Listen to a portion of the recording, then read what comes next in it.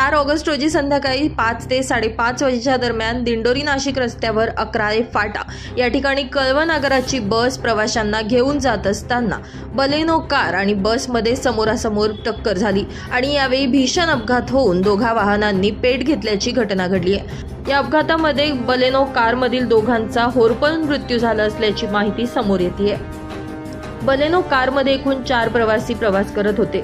यापैकी दोघांचा जळून मृत्यू झालाय तर दोघांना स्थानिकांच्या मदतीनं नाशिक या ठिकाणी उपचारार्थ हलवण्यात आले।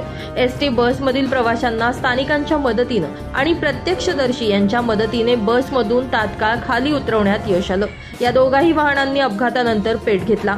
दरम्यान या भीषण अपघातानंतर कळवण नाशिक रस्त्यावर वाहतूक कोंडी झाल्याचं पाहायला मिळतंय। या भीषण अपघाताची माहिती दिंडोरी पोलिसांना देण्यात आली असून दिंडोरी पोलीस घटनास्थळी दाखल झालेत। तसेच अग्निशमन दलाला देखील या ठिकाणी पाचारण करण्यात आले।